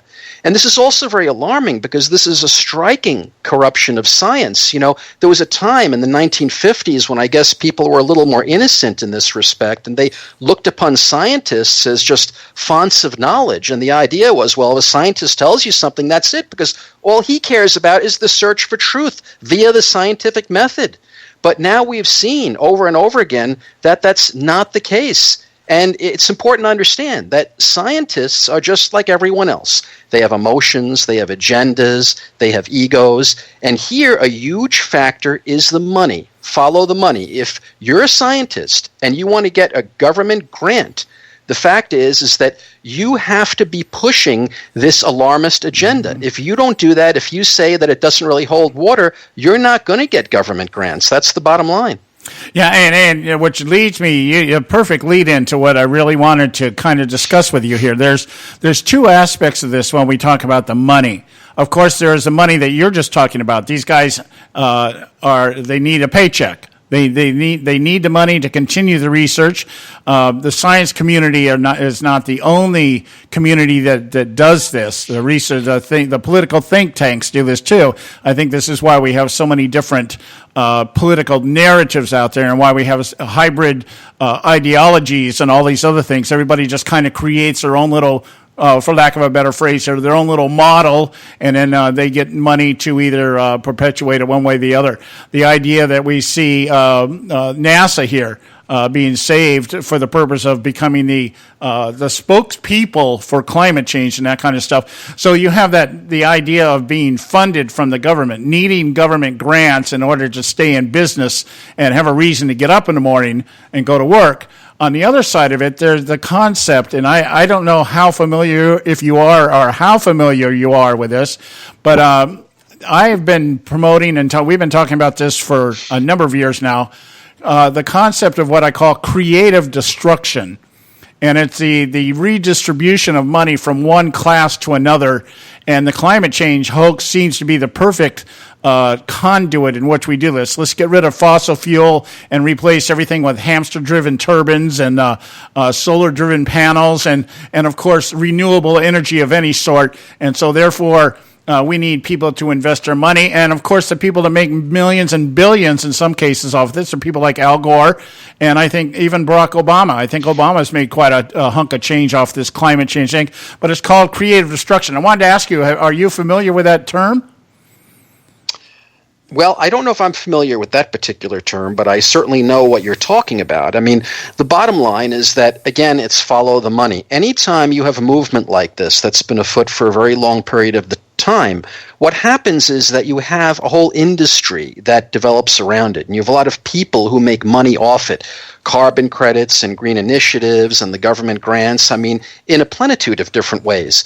And then, of course, these people don't want to give up their paychecks. And then they have a very, very strong personal financial vested interest in perpetuating the lie. And, you know, talking about the emails that were released in 2011, let me just give you one example. This is from Forbes, I'm basically quoting, but they said that the emails illustrated that scientists view global warming as a political cause rather than a balanced scientific inquiry, and that many of these scientists frankly admit to each other that much of the science is weak and dependent on deliberate manipulation of facts and data. So that's what's going on with this agenda, and it's a very, very destructive thing. And, you know, it's funny because we'll hear everyone talk about consensus, well, the consensus of scientists. First of all, if you hear this figure that 97% of scientists agree that global warming is occurring and that it's induced by man, know that that's a fraudulent figure. It is not 97%, first of all. Second of all, and this is very, very important, we have to understand, and Michael Crichton, the late columnist, made this point brilliantly in a Caltech speech years ago. Consensus is not a word of science. That is a word of politics.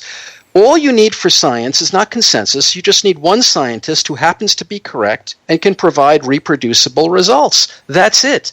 Consensus is what you talk about when you don't have the results, when you can't deliver the goods. As Crichton put it, you know, you would never say, well, consensus holds that the sun is 93 million miles away from the earth. You would never say that consensus holds that E equals mc squared. It would be ridiculous to talk that way because that's not science. And furthermore, I will say one more thing about consensus. You have to remember that not only has consensus often been wrong all throughout history, you could talk about Pasteur and germ theory, you could talk about Galileo and geocentrism, so on and so forth, heliocentrism. But the bottom line is that most scientists are just like most people in any other field. They're also Rands. It's the people who are exceptional who are making the breakthroughs and the inventions and the innovations. So when you talk about consensus, all you're doing is you're saying, well, what do all the also-rans have to say? That's not significant. What's significant is what the exceptional people who really are seeking truth have to say on the matter. Yeah, I agree 100%. You know, you talked about the ClimateGate scandal several years ago, and I remember that very well because that was my introduction to the climate change phenomenon, as it was being called there in that time. And I remember taking 3 or 4 months, it had to be at least 3 or 4 months, and I read all these reports that everybody was talking about, the studies, and especially, what is it, the I remember CCCA or whatever it was, the people that were responsible, I think it was out in Copenhagen when all this went down or something like that. And I remember going through several of these reports that were being held up as a consensus, as you're talking about here. And I could find, and this has always been my rebuttal to people that tell me that the consensus says or the planet is burning up, is the fact that not a single report, and I have put the challenge out here since then. We went on the air in 2007. I think 2010 is when I first started covering it. And I said, if you can show me one report from one science community or one scientist that states unequivocally, without a doubt, beyond a shadow of a doubt, and here's my data to prove it, that climate change has made man, I'll give you $1,000. And I'm still waiting for somebody to produce that because I don't believe it exists. So the everything that you're saying here falls very much in line with what we're saying in terms of, and I'm not a scientist by any means, but then again, neither is Bill Nye, so I feel like I'm just as qualified as he is. But hey, look, we're coming up on a break here, Selwyn, and I wanted you to stand by here because I really want to build a little bit more on this politicization of science, because just like everything else, it is becoming so politicized, and to the detriment of everybody involved, especially our tax dollars. That really bothers me. So if you'll stand by here just for a minute, we got to run some commercials here. Are you queued up there, Joe? Ready to go? I'm ready to go. We got about, 30 seconds to go before we can do it. So just understand that what we're talking about here is a lot of tax dollars. We're not talking about some millions. Just in the UK alone, those folks over there are going to pay $4 billion to participate in this Paris Agreement, which has already been, they've hit their little, what do they call this? Their little, parties threshold for entry into force of the Paris Agreement, which has been achieved. The 132 parties of the 197 that were there. So anyhow, hey, we're gonna have to take that break now, and then we'll be back in just a few short minutes. So stick with us. Thanks. State Talk Radio, WRS Cleveland. Hey, I'll make you a deal. Give me 60 seconds, and I'll give you directions to the Fountain of Youth. Okay, I'm joking. Well, kind of joking. No fountains, but youth, I got Nature's Youth and their premier anti-aging product, Nature's Youth RSF. With your sensible diet and exercise plan, Nature's Youth RSF can help you look and feel better. RSF is an all-natural amino acid supplement that supports your body to naturally increase HGH levels without any synthetic hormones. And elevated HGH levels can contribute to increased energy, improved libido, reduced body fat, and improved exercise capacity. Let's be honest, who doesn't want to look and feel younger? Visit the newly designed website at naturesyouth.com or call 800-333-6923. That's 800-333-6923, and like them on Facebook, and you'll be included in contests and exclusive offers. What a deal. Oh, speaking of deals, my time's about up. 800-333-6923 or naturesyouth.com. Who needs a fountain anyway? Call today. Extend your life with Extendovite. When I had a heart attack at 42, I was not sure what the future held. But a year later, the doctors could find nothing wrong with me and took me off all my medication. What did I do? I took a herbal mixture of garlic, cayenne, and a few other herbs mixed in liquid form. I now call this Extendovite. I would have never believed that a few simple herbs could actually change my life like they did. Now it's your turn to see what the powers of garlic and cayenne can do for you. For only $69.95 plus shipping and handling for a 2-month supply of either capsules or liquid, you too can begin on your path to better health. For more information, call 1-877-928-8822. That's 1-877-928-8822. Or visit our website at heartdrop.com. Extend your life with Extendovite. I've owned my company for 14 years now, and I can tell you that payroll is a 4-letter word. I hate doing it. It eats up hours I don't have, and it costs me money I could be saving. But my accountant's too expensive, and I'm not sure who to call, but I know I need help. We're Paychex, and we take all the hassles out of small business payroll. We save you time and money. It's easy. Call, fax, or give us your payroll information securely online, and we take care of the rest. We calculate the correct taxes, manage payments and direct deposits. We even send out your checks. Payroll doesn't need to be a 4-letter word anymore. We're so sure that we can save you time and money that we'll give you a month's payroll free. Just for calling 877-663-3830. Get 1 month's payroll for free. Call Paychex right now. 877-663-3830. That's 877-663-3830. Hey, I don't back anybody unless I believe in them. And I do believe in the value of investing in gold and silver. And the company I trust to buy my gold and silver from is Swiss America. I've been working with them for nearly a decade. I trust them, and you can too. Swiss America will help you sort through and find the best options available when you're considering investing in gold and silver coins. Listen, for over 30 years, Swiss America has been offering Americans what they want in their investments: safety, liquidity, quality, reliability, and a potential profit. Gold and silver have a place in every investor's portfolio. So, why not let Swiss America help you diversify your investment portfolio now? Call now for free information.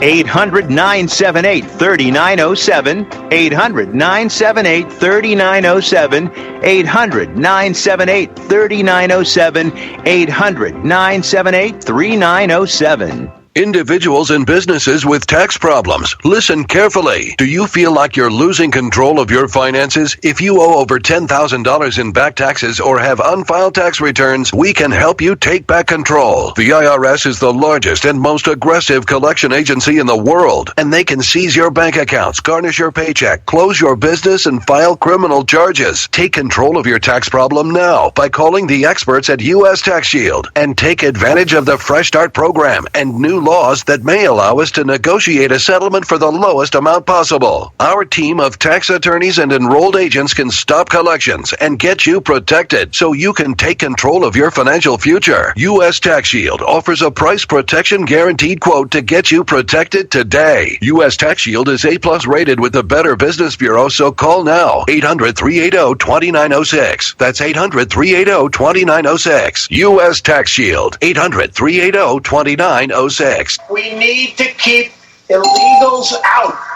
And now back to the Conservative Syndicate, real conservative talk from real conservatives.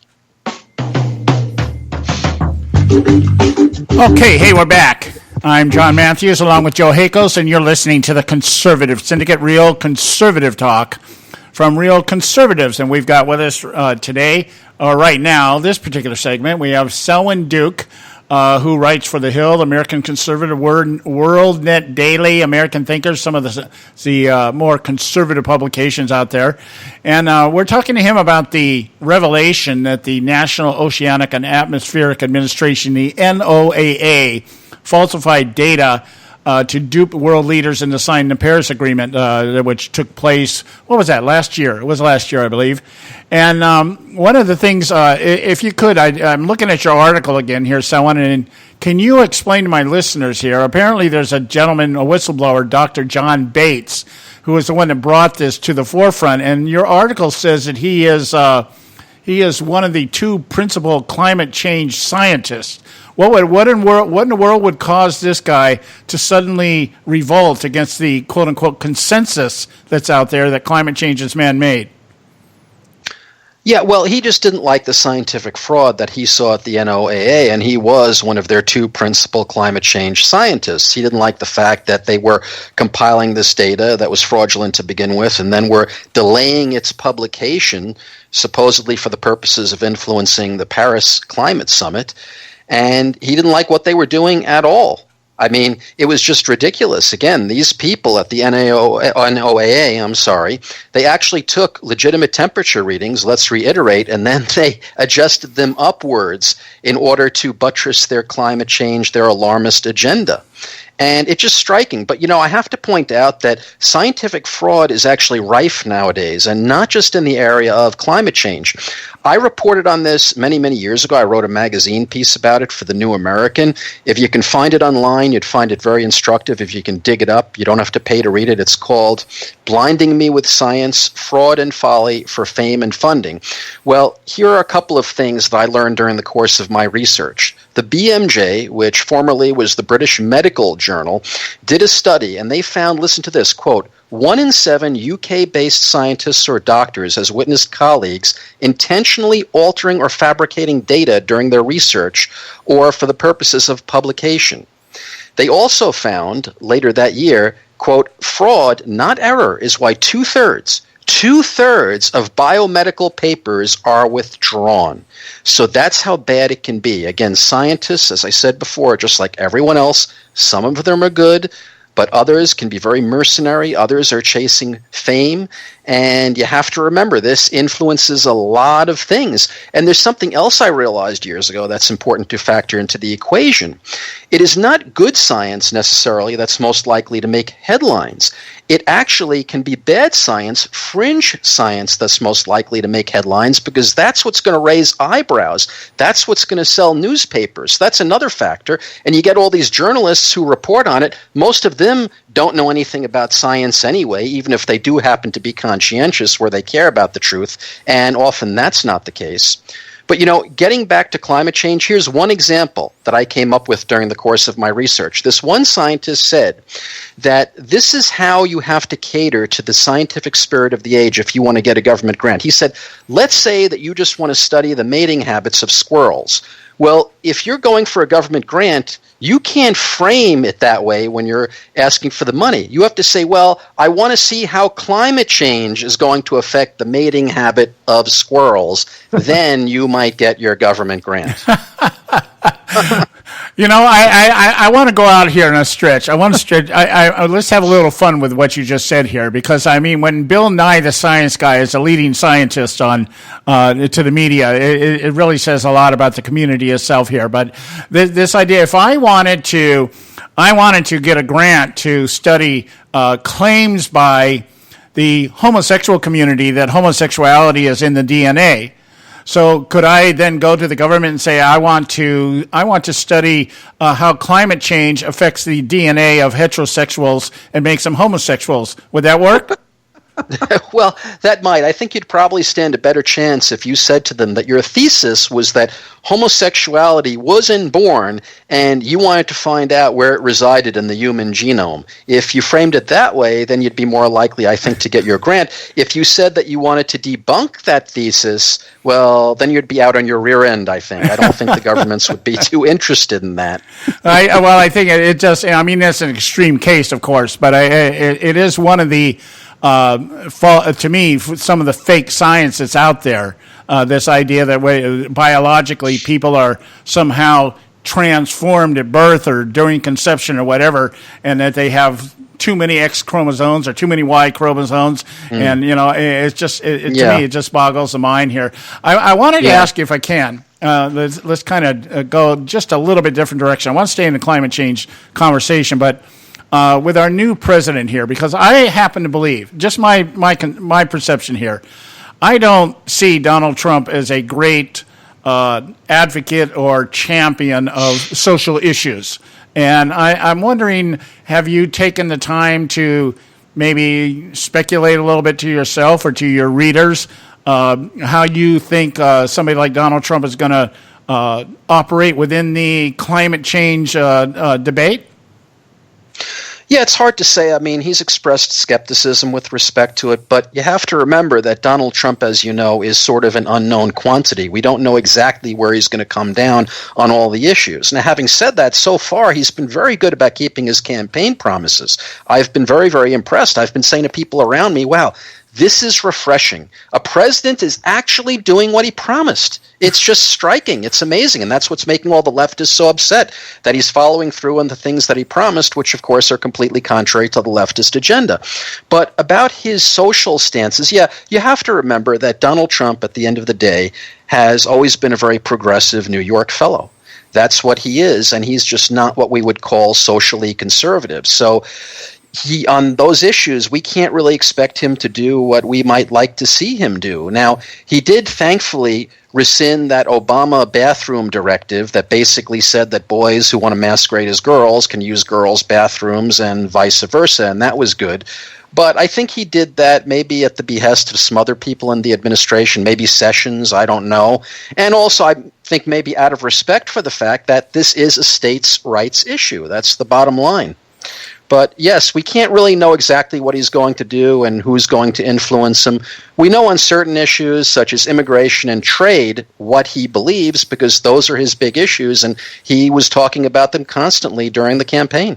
Well, when it comes to the trade issue, I would imagine anything that he does within the climate change spectrum would be related to how that would affect us economically. For instance, approving the Keystone Pipeline against all the environmental wackos that are out there saying, we got to protect the squirrels or the turtles or whoever the hell it is we're trying to protect out there.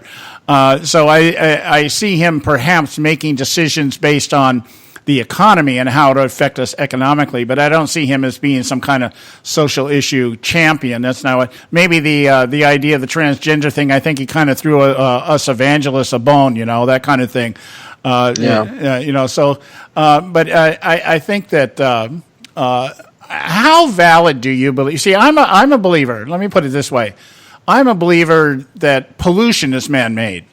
I am not a believer that equates into changing the climate. I mean, there's obvious that man-made pollution is out there. I mean, we see it, but I don't see how that can be equated into making the ocean rise and fall and making it rain more or less. That kind of stuff. I just don't see that. Have you had anybody try to make those correlations between the two? Yeah. Well, I don't really think they can make them. Now, of course, look, we should be good shepherds of the earth. We understand that. But that doesn't mean you buy into ridiculous environmentalist wacko agendas. You mentioned pollution, for instance. Well, everyone wants to say, well, we've got to have carbon credits and the problem is carbon. Well, guess what? This is propaganda. Calling CO2 carbon is like calling H2O hydrogen. No, it's not carbon, it's CO2. It's a gas. It's a very different thing. It's not a pollutant. It's plant food. It's something that's necessary for life on Earth. How is it plant food? Well, why do we think that botanists spend a lot of money pumping CO2 into greenhouses? Because it facilitates plant growth. Why was it the case that in the Mesozoic era, when CO2 levels were 5 to 10 times today's, we had all this lush foliage, again, because it's plant food. The world does better, actually, when CO2 levels are higher, because crop yields increase. It's a very, very good thing. And actually, historically, the CO2 levels, I'm not just talking about if you look at it over the course of 100 years. That's not what I mean by historically. I mean, if you look at it over the course of Earth's history, you see that CO2 levels now are very, very low. They're very low indeed. But there's nothing to fear from CO2. And, everyone out there had better hope that people on our side are right. And you know why? This is something else that's never pointed out. Because the so-called experts also tell us that there's really nothing much we can do about so-called climate change. Listen to this. This is in my article. The head of the Copenhagen Consensus Center stated last month that lowering the temperature 0.3 of 1 degree by the century's end, and that would just delay global warming for less than 4 years, would cost $100 trillion. No, I did not misspeak. That's $100 trillion. That's 5 times our national debt. So you mentioned before how much money we've wasted on this climate scam. That's how much more we could waste for no return at all, throwing good money after bad. The bottom line is that the climate changes all the time, and if we're going to try to do anything about it, we're not going to be able to. The whole thing is absolutely ridiculous. I agree. I like the way you put that, because I just like, it seems to me what we're getting down to here is the government thinking that they can regulate the sun. It's like the thinking is just beyond any sense at all. That it's it's amazing. We got to go to a quick break here. And we've got Selwyn Duke with us, and he's done an excellent job so far explaining to us this hoax of climate change, especially with the revelation of falsified data coming out of the NOAA. So stay with us, guys, right here at the Conservative Syndicate. We'll be back in just a couple of minutes.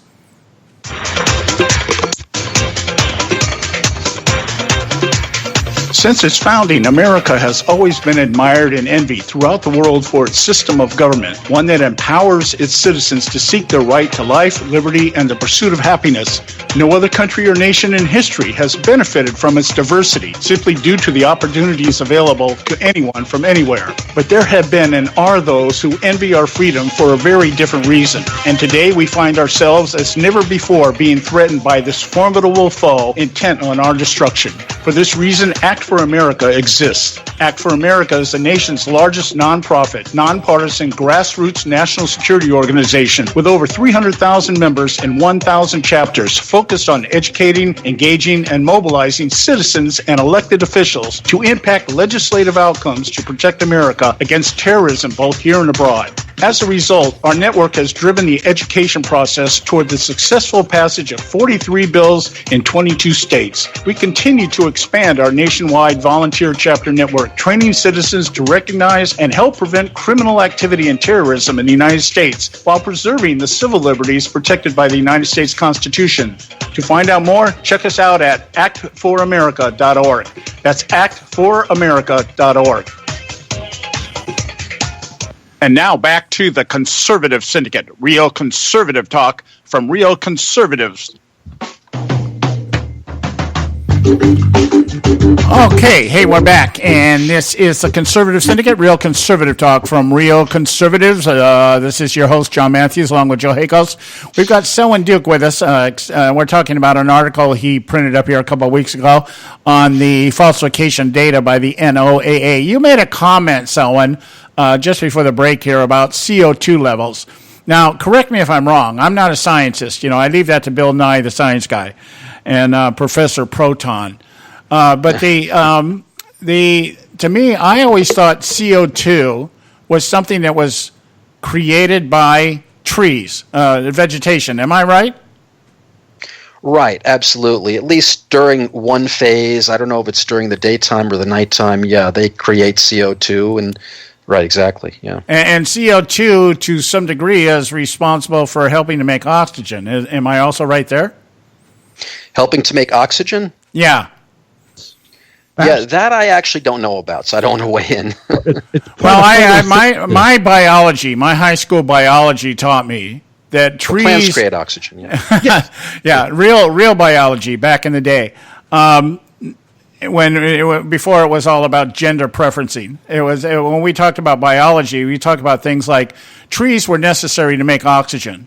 And part of the process was because of the CO2. CO2 played into it somewhere. I think trees take in CO2. I think that's what they were telling me. I may be wrong. I mean, it was like 40 years ago. But right. I remember... No, you're correct. Yeah. I remember the conversation that trees were essential in the creation of oxygen, and that CO2 was involved somewhere in their in and out metabolism, the way that they operated. So I would think that having more CO2 would actually be beneficial than less CO2. I guess that's what I'm driving at.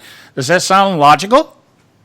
Yeah, absolutely. I didn't really realize what you were getting at. Yeah, of course, plants and trees create oxygen, and absolutely. And that's why it's a good thing if you have higher CO2 levels, plants grow better. I mean, the bottom line is that the climate has always changed, as I point out in my article. And we have to understand the Earth has seen 5 major ice ages, at least. It's seen numerous little ones.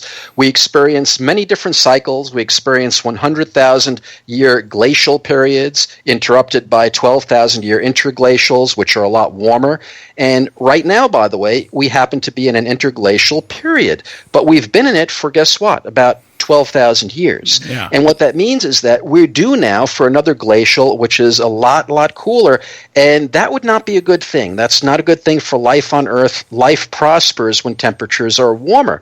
And isn't this what they warned about back in the 1970s? I remember I was a little kid in elementary school back then, and they were talking about an impending ice age, and it was very, very scary. But that's what they were warning about, and it seems like that probably was more realistic. But guess what? They didn't imply back then that it was caused by man. It's not. What's going to happen is going to happen with respect to the climate, and we're going to have to adjust to it. That's just the way it is. There are just so many cycles. I mean, we have 1,500-year cycles of heating and cooling embedded within the cycles I mentioned before. So, the bottom line is that these things are natural. We should be good shepherds of the earth, as we said, but we should also understand what we can do and what we cannot do. Yeah, I agree 100%. And it is surely, it would be so comical. It would really be comical if it wasn't costing us so much money to see this thing perpetuated day in and day out for the purpose of what I refer to as creative destruction. which is the creation of the redistribution of wealth from one class to another through production and capitalism and everything else. But anyway, we're at the end of our time here with you, Selwyn, but I wanted to give you an opportunity to promote yourself and tell people how they can find you. Okay, well, you can find me at my website, which is selwynduke.com. I'm not read too much there. It's more of a repository for my articles. But if you want to see everything I write, basically, just about all of it is there. And as you mentioned, I'm found at The Observer, thenewamerican.com, americanthinker.com, and many other places on the internet. I am everywhere, like the NSA. Well, I definitely would like to have you back and talk about some other topics. I really like your style and your articulation. I hope we can get you back sometime. I'd love to come back, absolutely. All right, well, we appreciate it so much, and we'll be talking to you soon. That was Selwyn Duke. Visit his website, selwynduke.com. In fact, we'll probably put a link up here on our website, and so you can find him real easily. Selwyn, Selwyn, Duke, as in JohnWayne.com. Thanks so much, Selwyn. Thank you. God bless you and your audience. All right, thank you. Okay, guys, we're coming up here on the end of the show here, and Joe, you have any comments? Yeah, this is what the basic thrust of his article was this data was falsified just at the time when Barack Obama and the rest of the Western leaders of the world were going to go ahead and agree to commit their governments to putting billions upon billions of dollars towards global climate change and how to prevent it and helping out underdeveloped countries, and so they would be able to thrive in such an environment. But the data was skewed, and it was just at the right time. And let's understand, NOAA, the National Oceanic and Atmospheric Administration, is under the U.S. Guess what department that's under, John? What? That's under the U.S. Department of Commerce. Oh, really? Oh, gee, not agriculture or anything like that, huh? Oh, it's the Commerce Department. So the Commerce Department, that's who's bringing your weather every day. That's who goes out and sends the aircraft out and to look at hurricanes when hurricanes are out in the Atlantic or the Gulf of Mexico, or even out there in the Pacific out your way. So yeah, the Department of Commerce runs NOAA, and so I just find it. And nobody knew about this, as Selwyn was saying. Nobody knew. I kind of differ a little bit on that one. I have a real good, funny, sneaking suspicion that Barack Hussein Obama knew exactly how this was going to work out, how this data was. I don't think he. He was. I agree with you. I don't believe that somebody at Obama said, well, maybe there were some of the other countries that were kind of left in the dark. Maybe the ones that needed to be swayed a little bit, maybe the ones that didn't have as much skin in the game, that kind of thing. But I in no way, shape, or form believe that Barack Obama goes into anything unprepared and unknowledgeable about what's going on. I just don't believe it. This guy's too sly. And I think and what this is about, it's about redistribution of wealth. Yeah. But it's redistribution of wealth into whose pocket. That's where it really needs to go. Whose pocket? Al Gore's become very rich on climate change. And I believe the Clintons, and I believe the Obamas, and I believe the Camerons of the world over in Britain. Mm-hmm. I believe these people all see a way to just go ahead and just soak up everybody's money in some shape, fashion, or form. It might be layered between whole laundromats full of laundering. But, they're getting the kickbacks. They're getting money on it somehow. Yeah, even if they're getting inside trader knowledge, for stocks or something like that. While you were talking here, I just on a whim here, I just went out and did a little search here about Trump and the Paris Climate Agreement. And lo and behold, I find an article over in The Guardian. Again, you don't see this in U.S. media. This is overseas. Tom Batchelor just writing here that Trump will definitely pull out of the Paris climate change deal. Myron Ebel, who took charge of Mr. Trump's Environmental Protection Agency transition team, said the president was determined to undo policies pushed by Barack Obama to restrict greenhouse gas emissions. So apparently Trump, looking at it, I'm sure, through the economical prism, and saying, this will affect. The EPA came out today and announced they're going to start rolling back regulations. So in that regard, I think the climate change thing is going to be really, really up for grabs. So we'll see. We hope so that we don't go down this road, because this is just a farce. And this fudge data from NOAA is just the tip of the iceberg. I mean, these people have been doing this for quite a while now. As Selwyn was saying, when you look it up, the Climate Gate of 2011, they call it Climate Gate 2, because they had a Climate Gate 1. And so we're now at Climate Gate 3 or 4 now. Yeah, I mean, these people know better. Yeah, I can't be too far down the line here. And I think as more and more, it may be that if Obama pulls out of this thing, it may be that people say, oh, we gotta throw our money in a different basket. You may find other people coming forward and saying, yeah, the whole thing was a hoax. We don't know. Anyway, guys, we're done for the day. We'll be back tomorrow. Visit our website, theconservativesyndicate.net. God love you. We'll talk to you tomorrow.